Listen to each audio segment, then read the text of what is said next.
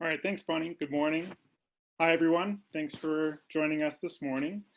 Um, this hour, we're going to be talking about building your blended course, and Jenny will be kind of kicking us off with that on the second segment of this workshop. For the first few minutes, I'm going to introduce some tools in our content editor in Moodle for 2020, 2021. There's actually a number of new things related to our editor. For one thing, it's actually a new tool set altogether from what we've used in past years. The good thing is that it's actually going to look very similar to what you've already been accustomed to using. And so there won't be any jarring shift in how the look and feel of that is. But I do want to highlight a number of great new tools that will be useful for you in terms of building accessible content and some additional tools that might save you some time and move things along as you prepare for the fall. So I'll go ahead and share my screen, and I'll just be running a kind of a live demo of our Moodle course with that content editor and walking through the different aspects of those tool sets. If you do have questions, please add those to your chat here in our Zoom meeting, and one of our e-learning team members will be addressing that for you, or call it to my attention. I can try to address it to the whole group.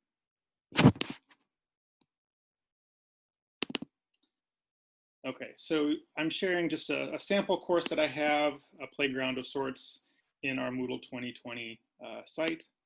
And just a quick overview, the content editor in Moodle can be found in really any place that you are adding content, engaging in activities such as the forum or assignment module. And so you'll see a tool set associated with that editor whenever it's available to you. So I'm going to actually create a label as a starting point for our demo. So I'm choosing an activity or resource from my course, and label is what I'm choosing. And so now my editing label page is opening. And you'll see that first set of tools here is our Auto editor. It's called Auto, A-T-T-O. The nice thing about Auto is that it's fully supported by Moodle headquarters and our Moodle core, as opposed to our previous editor, which was called TinyMCE. And TinyMCE worked great, but it is not necessarily supported by Moodle anymore. So we want to be moving forward with Auto. And there's a number of new features that, that I'll highlight for you. The very first thing is knowing how to expand to all of your tools in this editor, which is the very first button that you'll come across. You can toggle that on and off to expand your tool set to the full palette. The other thing I'm going to point out is, and I'll go over a number of these tools in a little more detail in a moment. If you want to be working with your editor content in here, and you might have a lot of content to work with, you can expand using this full screen toggle, which is in your second toolbar set near the right-hand side. And once I click on that, you'll notice that it'll expand to the entire screen except for the very top of your browser. So you can work with a larger set of content without feeling crunched for space. Okay. And of course, I can expand my window to full screen on my computer as well to really maximize that use. The key thing about this expansion is that you can't really go back to your label page until you change that toggle back to the normal view. So when you are done making your edits, toggle that back, and then you'll get your full set of options for the label, including your save button at the bottom. Another way you can manage your real estate for your editor is this pull little corner drag feature, so I can move this up and down to expand it without going into full screen mode too. Okay. So one of the other things that I mentioned is one of the big benefits of the auto editor is both for you and your students as you are building content. You might have had this practice in the past where you've maybe wanted to make sure you're saving your work as you go along and then go back in and edit some more. Some people have also built out content maybe in Word or a Google Doc or some other editor, and then pasted it all in here when you're ready to put it in. The nice thing that you should know is that Auto automatically saves your work every minute. So if you are ongoing and doing a lot of work and you don't want to feel frustrated like you have to redo that over, Auto does auto save on the fly. So that's a great feature behind the scenes. The other big advantage is our accessibility tools that are built into the auto editor. And I'm going to highlight those here right now. And that's here in the second set of tools. And you'll see two listed here. And one is the accessibility checker. And I'm going to highlight this near the end of this segment, just once I have more content in here. And then also a screen reader helper. So just call those out. If you are bringing content in from a previous course, I highly recommend going through and checking out those tools to see what you might be able to clean up from an accessibility standpoint. It will look at color contrasts for those with color blindness needs. It also looks at whether tables have captions, images have alternate text, and these other tools will also look at the heading styles and check for links and other things like that. So really great resource to just double check your work so you're making sure that your content that you're working on is really accessible to as many students as possible. All right, so go through some of the very basic things. You have a paragraph formatting here. So if I want to make this a little bit bigger, notice there's no size indications in your text, right? There's not a 14-point font, 10-point font. It's all in this very first editing option for headings and paragraphs settings. So if I want to make this a little bit larger, I can change the heading style to medium and makes that bold and larger at the same time. The great thing about this is that it does help for screen readers who are looking for contextual relative importance of your content. If you're looking for heading one, heading one, heading one, people using screen readers can jump to the each next heading in that content very quickly using screen readers. So having that consistent formatting with that pull-down menu gives advantages for those students needing that, and also makes your work and visible text have a very consistent look, and it's very quick to do. Let's jump ahead to, so of course, bold and italics. You can also clear your formatting here and restart over if you'd like. The other, and there are some additional format options here, underlining, strike through, exponents, and so forth. Your color is hard to maybe catch because there is no color in the toolbar. But if you look at this other option on the second formatting palette, you can alter your colors for your text as well. These color palettes are intended to be optimal for that contrast settings for accessibility, as I mentioned. So you may not see as many colors shown as what you're used to, but it's intentional there to provide the best experience for your students. And we did manage to get some of the colors that are Augsburg-centric as well in that palette. Here I'm gonna jump to the very first line again, where you are inserting images and other media and file management. So the first two are pretty straightforward. Again, same things that you would have seen in previous editors, where you can upload a file to bring up an image. You can also pull a URL if you have a web link to an image. You can add it here, or you can browse your computer to do that. So I'm going to choose a file here as an example. And when you upload this image, it's going to give you a prompt to ask for a description for that image. So again, this is one of these accessibility components to ensure that this is accessible content. And I'm going to say,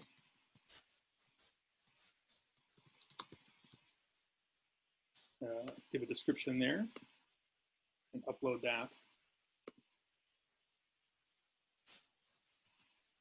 I can also, I can also resize this once I'm here. Once it's in here, maybe I want this to be a little smaller. The trick is to double click on this and bring up that image properties, and I can also shrink this down maybe to half size right there. Media video can be inserted in the same way. And then these other tools here, this microphone and video camera, are really great tools that may change your workflow for your course this fall. This is actually called a Moodle plugin, and I will go into more detail about these on Thursday. We're going to be covering the Moodle plugins a little bit more deeply. But the idea is that you can record audio and video of yourself from your camera on the fly, bring out a welcome message or and so forth for your course, and insert it right into your Moodle content. I'm going to jump down to the second row. And so another great feature is, if you're not sure about these are some equation editors and special character tools. So if you are in the sciences or using needing to use math or things like that, you can add an equation very quickly and have it look great. I actually often like to go to the Advanced tab to show what the power of this is. So if I go to the Advanced tab, you can see here is the place where I'm editing content, and I might want to put in, I can do some typing in normally by hand, or I can start with some of these options here. So maybe I want a function like this, and it'll show some very fancy characters that you may not be comfortable with or know about up front, but it shows you the result of that down below. So if I get rid of my first, like you can see a live feed kind of changes. And this arrow here is showing where my cursor is at any point in my preview. So if I slide my cursor here, you can see where I'm going to be changing things. So I could change the C to X and then save that equation. It's going to show up like this in my editor, but know that that preview is the true sense of what's it's going to look like. So I can save this and take a look at what my label looks like. And there's my function there.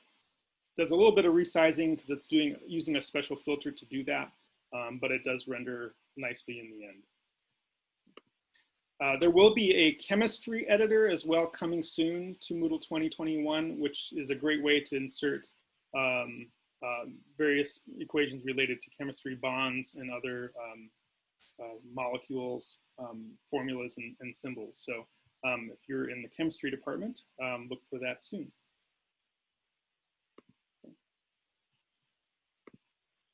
Bonnie, are there any questions? I have not been watching the chat so far, but anything worth looking at? The only thing is there was a question about the problem when you're pasting Word into the Moodle HTML editor. I recommended using the W icon. If you could just point that out. Yeah, great. I was hoping to get to that. So okay. Yeah, wonderful. And I'm going to do two things on building content. I'll get to that right now.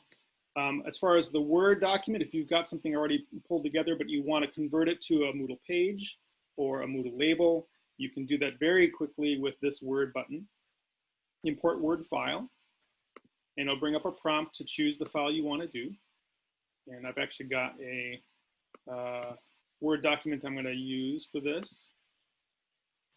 And it will, I can say upload this file. It converts the text that exists in that and inserts it right away. So I had a letter to some presenters.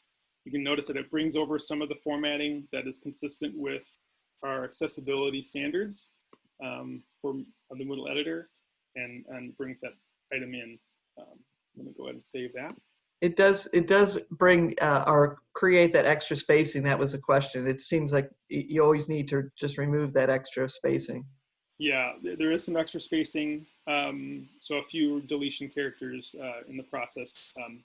But I think understood that any conversion of formatting from a file that's proprietary like Word to a web-based delivery system is going to require some hand-holding in the process. But this does make it hopefully as easy as we can make it.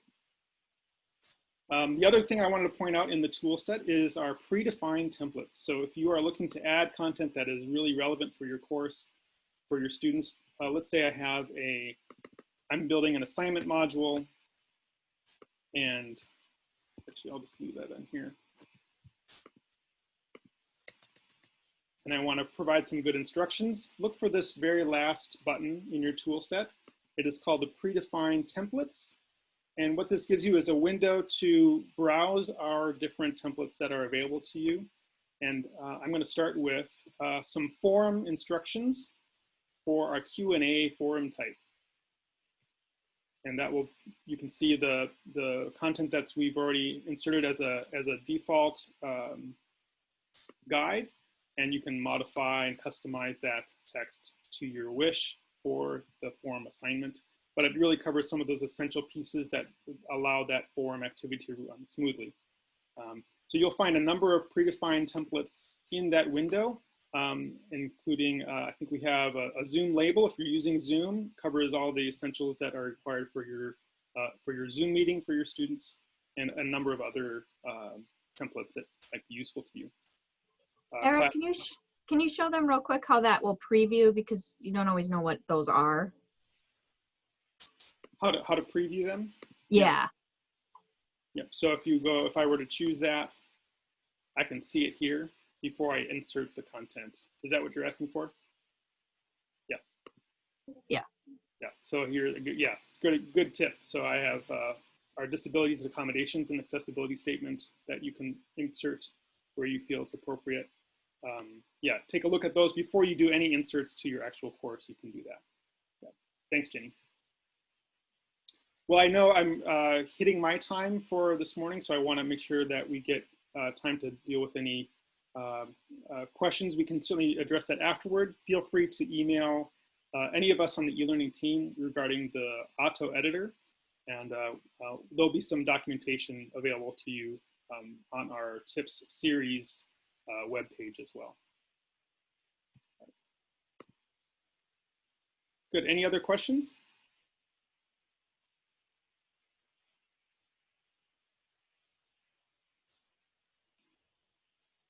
All right. If not, I'll go ahead and hand off to Jenny, who's going to take us into our next section. All right, thanks everybody. I'm actually going to hand it back to Bonnie, I think.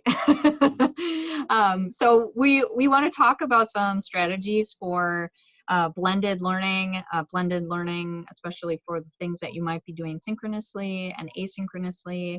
And so we're going to talk about some strategies for using Zoom, and in particular, active learning strategies for using Zoom. In terms of the synchronous components, and then Bonnie's going to talk about some of the asynchronous pieces for blended, which you're going to be using whether you're doing live remote blended, or if you're doing face-to-face and some activities online. So I'll actually kick it back to Bonnie, and you can take it from here. Okay, I thought I was going second, but I'll go first. That's fine. This is Zoom on the. It's zooming on the. Who's on first? Who's on second? Yeah, no problem. I'm ready to go. Yeah. So let me just close up a few things here.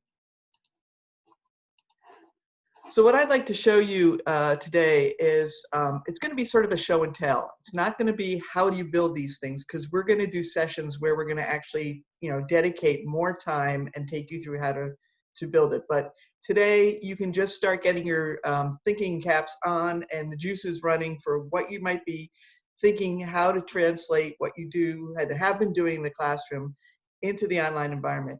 And one of the things with building online learning is, there's always that you want to be able to confirm that the student has actually done what you've asked them to do.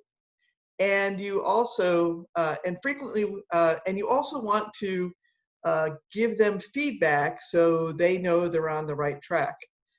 What can happen is you can end up doing a lot of grading. Many of you already know I taught online for like 15 years. I taught in a community college. I taught 5 sections and the caps were 25. So you're talking to somebody who knows about grading. I used to tell people I'm actually a professional grader, not really a teacher. Um, but anyway, my mantra became, as I was learning how to teach online, my mantra was give substantive feedback in a sustainable way. And so the activities I want to show you today are ways that you can do that. They are ways that sort of either once you build them, they kind of auto grade, or they make grading a more simpler uh, possibility than some of the other activities which would involve, students writing papers or writing whatever, you reading all those things. And the online discussion forum, which is, that is grading intensive, but there is now a new tool for advanced grading within the forum. The forum in Moodle has not had a good way to grade it. It's been one of the e-learning team's efforts for years now to get Moodle to improve this, and they have. So we'll look at that too. But I want to start, let me just share my screen.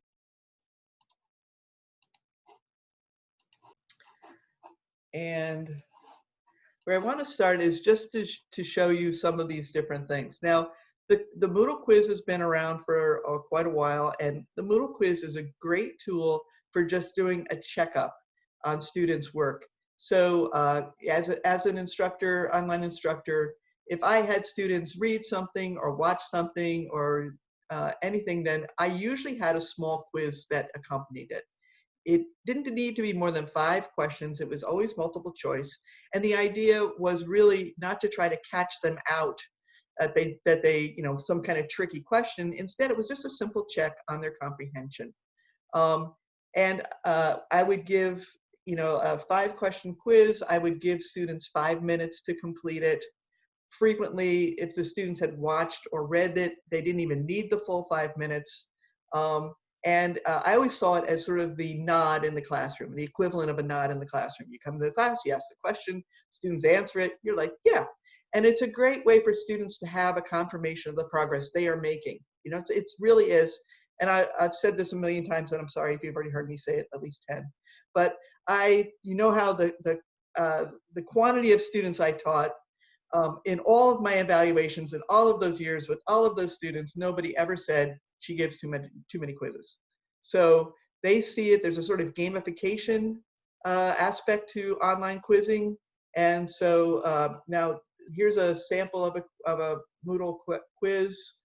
We'll just preview it. And this sample tries to give some ideas of what kinds of questions you can ask. So it's simple, true, and false. You can do short answer, of course. If you do this, then you're going to have to go in and hand grade it. So you want to think about that carefully. You can also do matching, which is a nice way to do yet another sort of objective type question. If you're tired of multiple choice, it does give you a little bit, this would be sort of a good way to do definitions, to have a bunch of words and different definitions. Auto-graded. You can, this is a matching with images, so you can use images either in the question end or the answer part. Of course, multiple choice. I'm not sure how many different ones I have now. And of course, you can use images in all these different questions, different question types. So that's the Moodle quiz. I highly recommend, if you've not done any quizzes yet, that going into fall that you think about doing a syllabus quiz. This is a great way to confirm that students understand the rules and regs of your course, especially if you're not going to be meeting them face-to-face. Most first classes are you up in the front going over the syllabus. I doubt you're going to want to do that in Zoom, although you might want to highlight things, but this would be a great way to confirm that they understand. So that's quizzing. It's very robust. It has lots of options. I would recommend that if you're going to choose quizzing, that you might want to, we have some tip sheets that you'll see in the Faculty Moodle resource site. And you also can always call someone on email someone on the e-learning team, set up a little session, and we can get you going on quizzing so that it's working right. With all of these tools, we don't expect you to do this on your own. They're paying us the big bucks to be around this summer to help you, so make sure that you take advantage of that. The next thing is the Moodle lesson. And this hasn't had a lot of play, but it really is an interesting option. What the lesson does is often when you have a lot of content, it's difficult to make that engaging. So, you could have this lesson that you want to present to students, and, by the time you write out everything, it's page after page. And so sort of, if you want to do something that's not engaging, give students like 3 pages of text and tell them to read it. So what the lesson allows you to do is to chunk, which is really a great strategy for online learning. What you're doing is you're thinking about the cognitive load of your students, and you're giving them this information in chunks. We do it face-to-face all the time, right? We don't just stand up there and drone for the hour and 15 minutes, or at least I hope we don't. Instead, we talk about something, we ask a question, we test for their knowledge, we chunk all the time face-to-face. Well, this is how to do it online. So it's a series of pages, either text, and then a series you can insert a question. So here's like the introduction, and this is actually about chunking and about having flow in your learning materials. So here's the introductory material. You can put images in. You could put a video in here. So you can put different media in. And then we're going to move to the next page. And I hope we're going to move to the next page. So here's the first real, chunk. It's about chunking. And then you'd ask students to read that, and then you're going to ask them to go to the next page. And then here's the question, just to review, did they get what that last page had? I'm going to choose the wrong answer, just so you can see this is going to take me then to a remediation page. Okay, they missed something in that first thing. So let's remediate a little. That it's going to send them back to that question. So now they get another chance, and they submit, and they move on. So this does a couple of things, a Moodle lesson. First of all, kind of guides them through, gives them chunks of information, and it also has formative assessment along the way, make sure that they're engaged and they're understanding it. And when they're done, it delivers a grade into the Moodle gradebook as a confirmation that they've completed this, and they're getting credit. Now, with all of these things, it's up to you to decide how many points they're going to get and whether it's going to feed into their final grade, or maybe you're just going to treat it like, they got the assessment. I said this the other day to Jennifer, and I see she's right in the middle of my Zoom gallery right now, so she's smiling at me. I consider these kinds of things like pellets, like you just keep giving them pellet to keep them going, because to tell you the truth, the retention levels in online classes are lower than face-to-face, and surprisingly hybrid is the highest. But you always want in your online materials to be giving them pellets to keep them going, so that they keep moving through the material, and they can see that they're getting feedback, again, just like you are able to give them in the face-to-face classroom. They're getting feedback so they know to keep moving. Again, the Moodle lesson is a little complicated. So the first thing you're going to want to do is to get your flow chart going. I should have already had this up. I made a really simple flow chart. This is my introduction. Then here's my first page. Here's my first question. If they get it wrong, it remediates. If they get it right, they go right to the next content page, just to be thinking through that. Again, you were going to want to work with an e-learning team member. I'll put myself up there first because I've been working with the Moodle lesson a little bit more than the others. If you want to build this, and I can help you get started on that.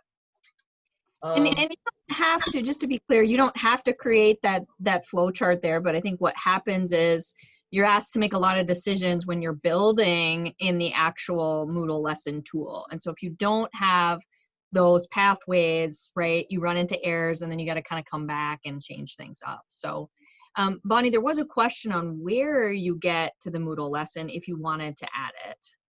Okay, so all of these are tools that we're going to see in the Moodle picker. So here's the quiz, here's the Moodle lesson. And the next thing we're going to talk about is H5P, which, boy, do I wish they would come up with a different name, because it just sounds like something you don't want your daughter to catch. So anyway, I mean, really, it's a horrible name. The H5P is actually a collection of different interactive activities. The one I'm going to show you is the one that we would use the most, which is a way to annotate a video. Now, this is a great tool because it's very flexible. You can do different things. So for instance, I was working with the PA department. They had a bunch of videos they wanted their students to watch. And they were short ones, and they just wanted to confirm that the students had watched it all the way through. It's very important for them to be able to, give full credit to these students to know that they had completed this. And so what they did is they loaded the video in, and you can see when we look at this one that you can add or annotate the video, put in questions or multiple choice questions, different types of questions. What they did is they just loaded the video in and they put one question at the end. And that way it showed completion of we set it so that the students could not fast forward.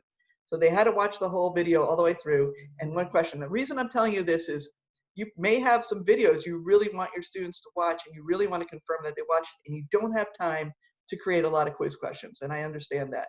But that is a shortcut for now. You could always go back and make it even more engaging. But for now, it is a way for you to go ahead and check on these. So the idea here is if you have a video that is a web video of any sort, it's a TED Talk, it could be a video that you made and you put in a YouTube, you load it into H5P, and then it starts to play.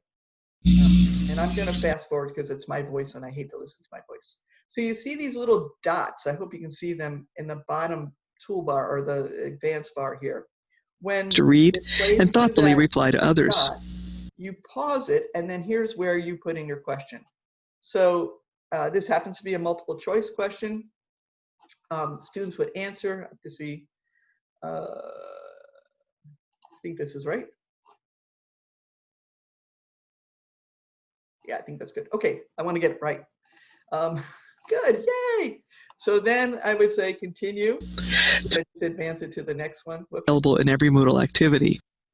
Okay, now this is an interesting choice, and I'm showing this one because maybe you are in the sciences or you're something. I've just used this for the toolbar, and I want people to know that there's direction templates in that. This is our old, sorry, it's our old Tiny MCE, which I consider like the Moodle wrapper toolbar, Tiny MCE.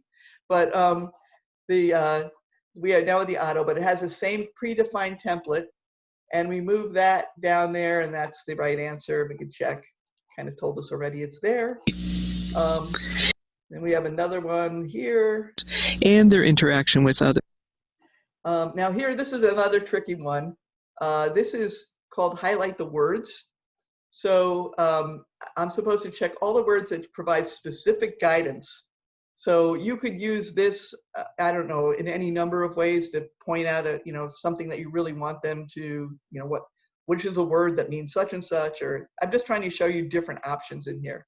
So I'm going to say give two from personal experience, illustrate, challenge, or extend. I hope those are the words.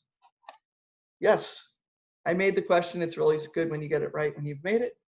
Others. Then you continue, and then it runs all the way to the end. In addition to creating small groups, you need to clarify. I flipped over. Let's do this here. Oh, I did it again.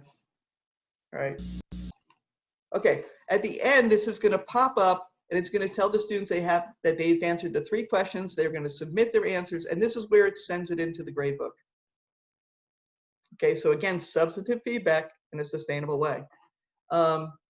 So that is H5P. We're going to do a whole session on H5P on Thursday because I think this is a great tool. It's a little complicated. Is that all that we're doing? I'm trying to remember. Yeah, Eric's going to talk about that Moodle, which is a recording device in the content editor, and I'm going to do the interactive video H5P. Now, the other thing, and we did this whole thing on this the other day, is the new VoiceThread integration. So many of you may have used VoiceThread already. You may have created VoiceThreads. This is a way to now use a VoiceThread in such a way that it inserts a grade into the grade book when the student has completed it. So there's 3 assignment builder options. Let me just go ahead and show those here.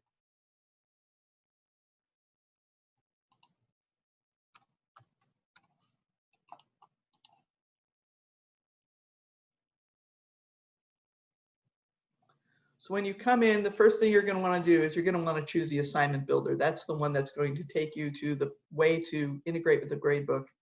And you have 3 choices. The other day, we talked about VoiceThread. It's VoiceThread LTI. That just means Learning Technology Integration. And we used the Watch a VoiceThread to create a welcome video. There is a recording. It's in the Tech Tune-Ups and Tips Google Doc that I just showed you that's available on the CTL webpage. You went to that today to get the link to go there. For each of our sessions, we're putting in recordings and other tip sheets that might be real pertinent to what happened in that. If you're interested in creating a welcome video, I really recommend that you watch that recording so you can learn how to do it.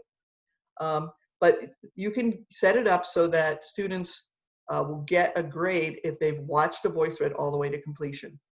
You can also set it up so that they can, you've created a VoiceThread, and VoiceThread is both a presentation tool and it sort of works like an online forum, an asynchronous online forum. So you could, for instance, do a presentation, and on the 3rd or 4th slide, stop and say, so what do you think about that? Why don't you tell us about how you might apply that in whatever? And students can go in, and again, it is asynchronously, so they'll go in when they're watching it, and they can add a comment. They can either add a webcam comment, an audio comment, or a text comment. And you can set it up that you say that I want students to submit 2 or 3 comments as they're watching this VoiceThread, depending on how many times you ask them to comment. And again, you're going to be able to give them a grade for having completed that. And then thirdly, many people have started to have students create VoiceThreads as part of student presentations. As we've moved into the virtual world, it's hard to do classroom presentations, but students can use VoiceThread.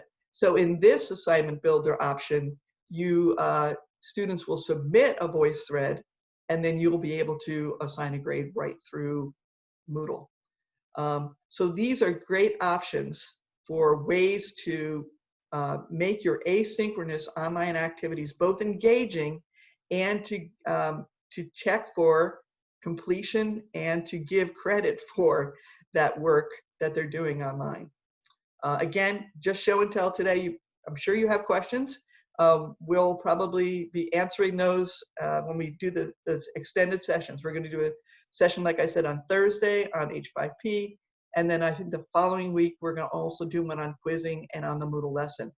So look for those, and we'll be glad to help you.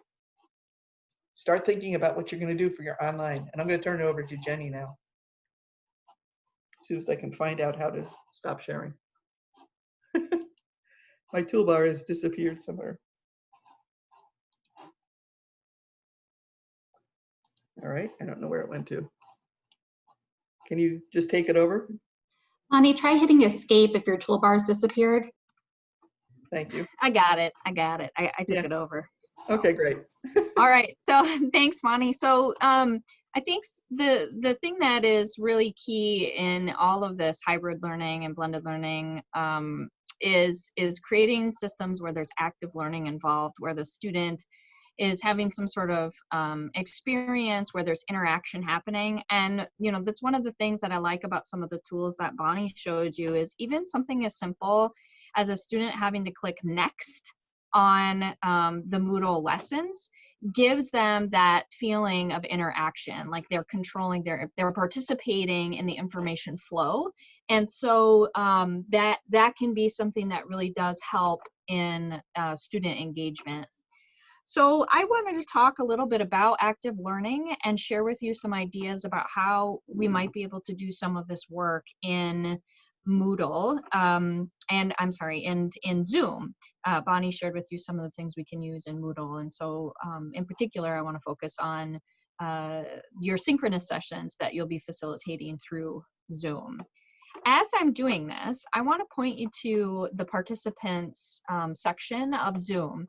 So if you don't have your participants window open, if you could find your toolbar and click on participants, what you will see there is a list of all of the people who are in this meeting, and many of you have been experiencing this already.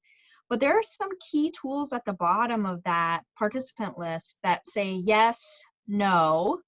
There are cues to go faster or go slower. And then under more, you have everything from hand clapping and coffee to, to thumbs up and thumbs down.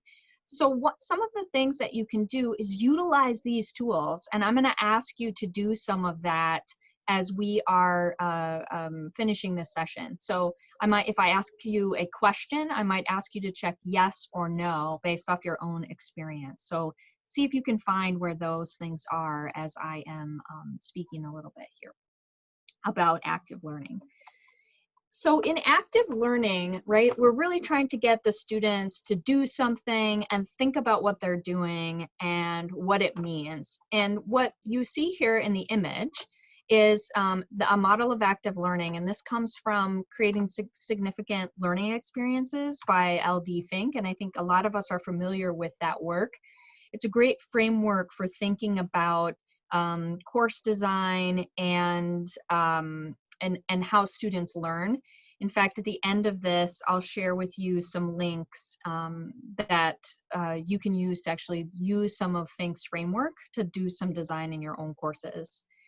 But basically what happens here is that there's a lot of interaction between experience and dialogue. And so what is it the student is doing or observing? How are they interacting with that with themselves? And how are they creating those experiences with other people? And so in the Zoom environment, you want to think about ways in which you can do active learning. So here is a question that I have for you that you can use the yes or no button on your participants window. So if I were to ask, how many of you have you used active learning in Zoom so far? So if you have used active learning, you say yes. Oh, look, Tom Morgan says yes. Some people are saying no. This is great. So this is a great way for me to engage you as folks who are hanging out in this. And then I can also see who isn't participating, right? I see some people chose to do a thumbs down or a thumbs up.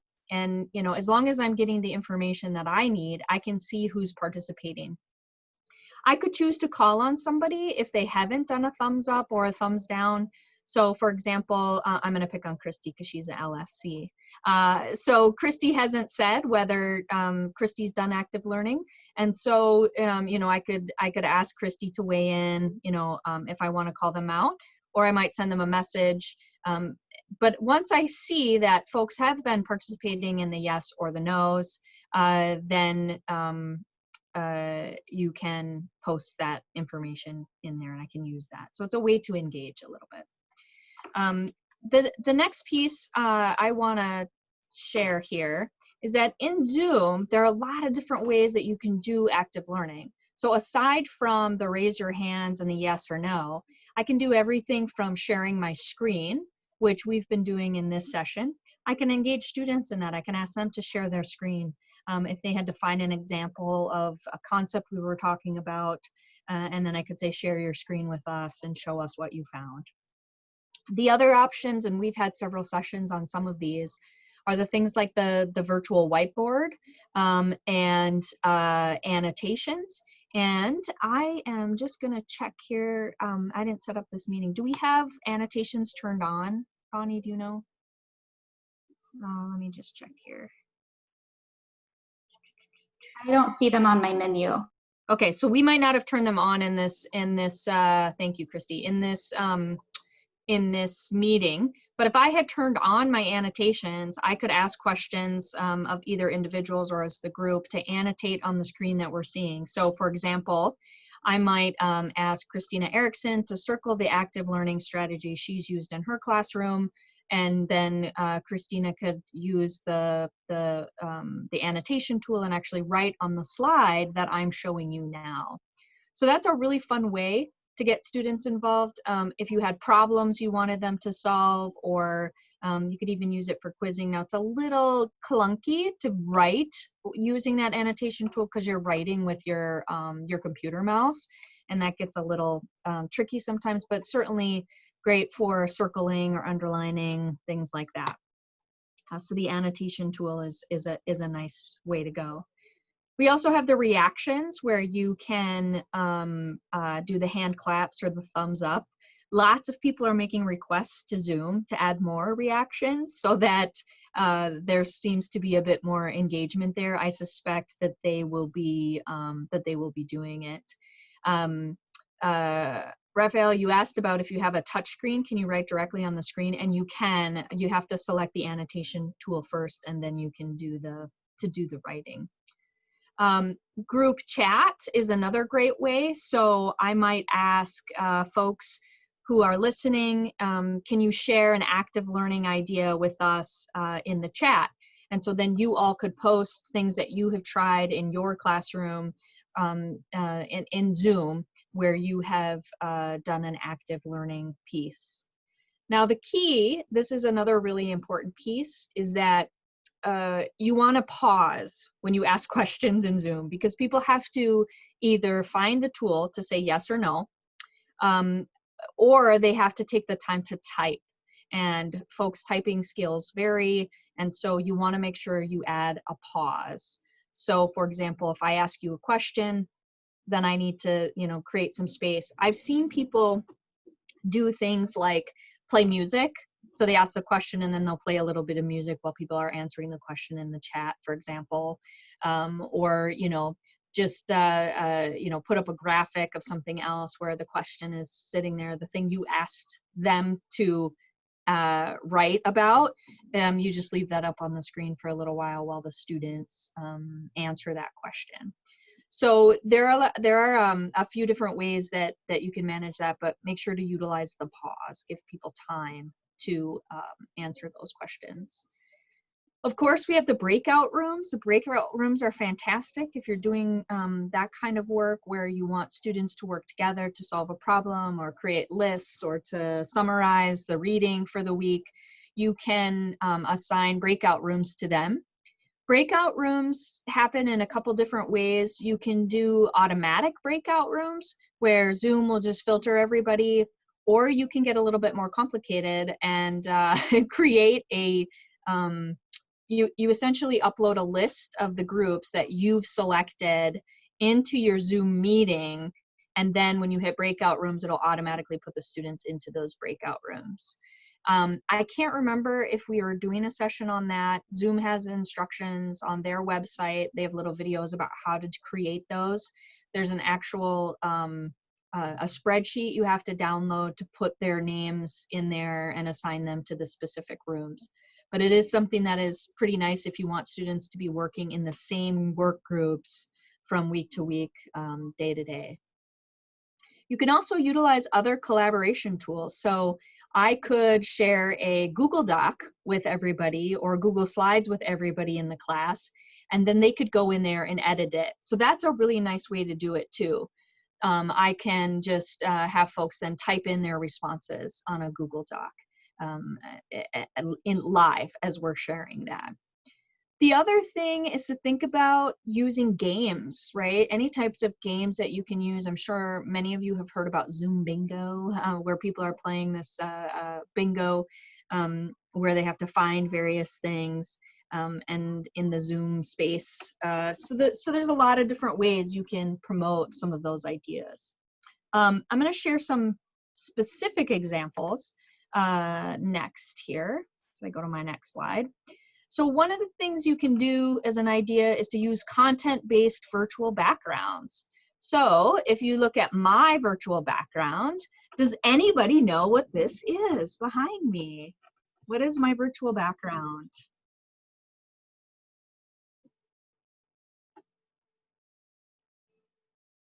All right, so what is my virtual background? Go ahead and post it in the chat.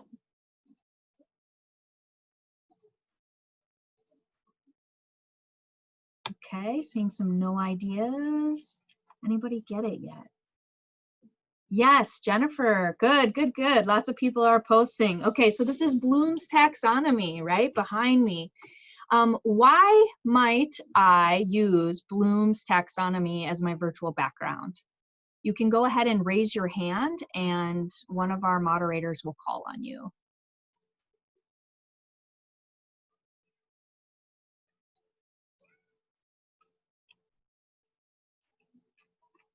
No one is going to raise their hand. Why might I be using Bloom's taxonomy as my virtual background? I see Bridget has her hand raised. Okay, go ahead, Bridget. Well, I'll give it a try. Sort of basing sort of what you, like the assignments based on Bloom's taxonomy, the discussions or the different things that you're doing, looking at the different levels that you're looking for from the students. Yeah, yeah. So when I'm using active learning, I can also think about where that might fit into Bloom's taxonomy. So Bridget is exactly right. And you see by the modeling here, we were able to engage and create a moment where it's not just me talking, but somebody else in the class is engaging and talking. Thank you, Bridget. And Diane, you raised your hand? Yes, I just wanted to get the right answer. Thank you. No, it's a vocabulary, and I know lots of faculty use it. It's a vocabulary that's a reminder to them. But what I was just about to type, though, Jennifer, maybe you can talk to this. When we have virtual backgrounds, if you don't have the right kind of screen behind you, it's really weird because your head floats in and out. So I'm wondering if there are suggestions about how to do it so that the virtual background, it gets distracting if it's not set up, because I don't know, some people's virtual backgrounds do that and some don't, and it gets distracting when you can't, like their head floats in and out around the virtual. So maybe ideas about if you're going to use that a lot, what do you need behind you? Yeah. So that it's a little visually more solid. Yeah, that's a great question, Diane, and observation that does happen. Not everybody's computer will actually allow them to do a virtual background. So if you're asking students to do virtual backgrounds to reflect content, just be aware that not everybody's computer would be able to handle that unless they have a green screen behind them. So a couple things, if you have the key for virtual backgrounds is lighting and what you have in the background. So if I have a very busy background immediately behind me, the computer is going to have a hard time finding where the human shape is. And so you want to have the least amount of clutter behind you as possible. And then if you can, have some light that's actually on you as the subject. That will help minimize some of that in and outness. I found that, like if I were sitting in front of a window, for example, it would have a really hard time distinguishing whether it should be focused on me. It might come in and out of the window space, things of that nature. And I think our LFCs will probably have some other tips on that. But the thing that I found is just make sure you have good lighting and that your background isn't overly busy with what's behind you. I mean, I'm sitting in my laundry room right now. I do have some laundry on the counter behind me, but it's about, 4 or 5 feet away from where I'm sitting at my desk. So that's enough of a distance to kind of blur out what's behind me. Your image is kind of wonky though, Jenny. Is it? Yep. I can't even see it right now. Your head's Is my head going in and out? Yep. Yeah. Anyway, okay, so that could be because I slid to one side, right? If it's going in and out. Let me see what it is. That happens. I don't have a virtual background.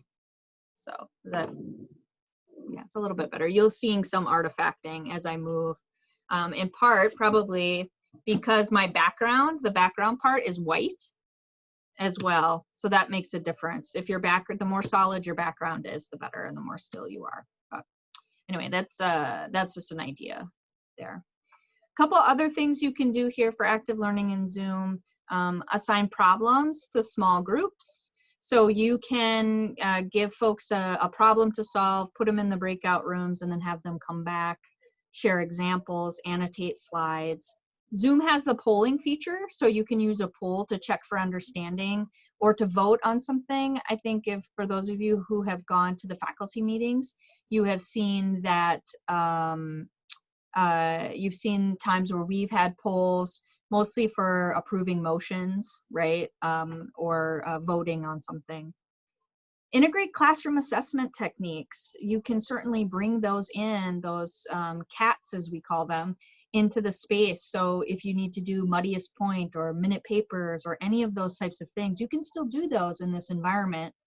And one of the things that you can do is share links with folks. So if I say, okay, I'm gonna give you 5 minutes to compose a short reflection on what we were talking about, you can post the link to your Moodle Dropbox that everybody's enrolled in the course, share that link in the chat, and people can go there, upload that, and then come back in 5 minutes. So there are some ways that you can, you know, leverage the systems outside of Zoom to also create that sense of interactivity.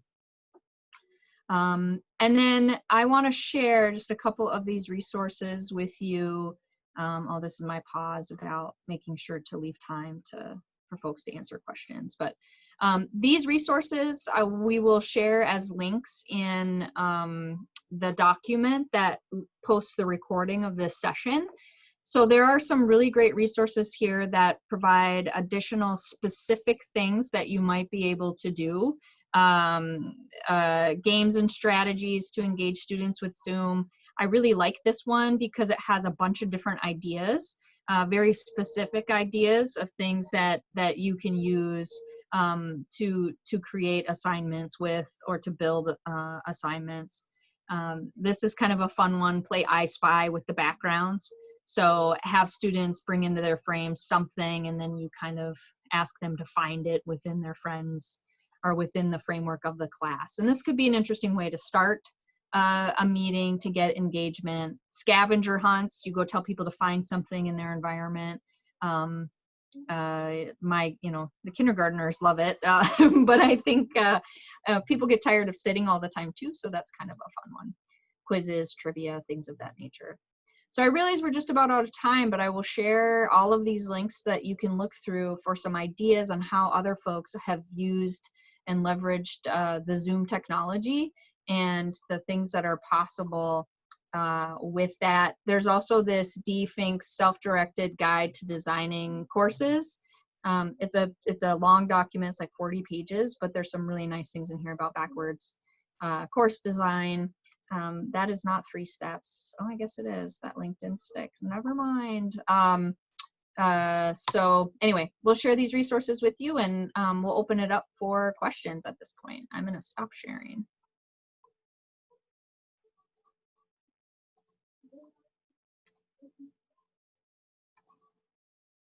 You can raise your hand if you have a question, or post it in the chat.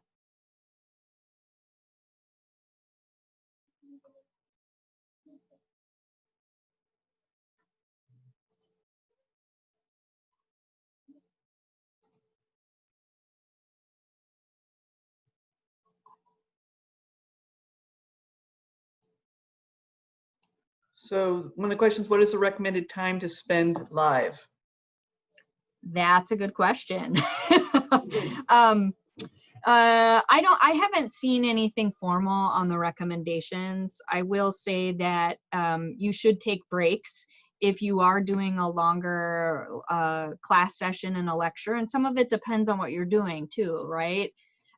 People do build in breaks every half hour, somewhere in there.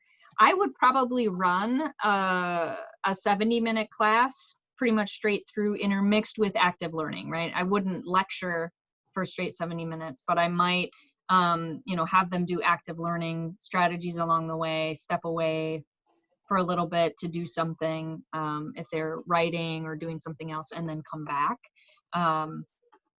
Yeah, and Bonnie, have you heard anything specific on time in Zoom?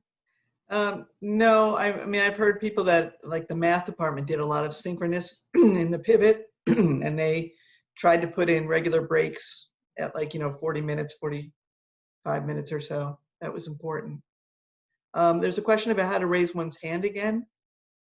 It knows how to clap and how to give a thumbs up, but you need to go to the participants box to do that, participants list, and those are at the bottom,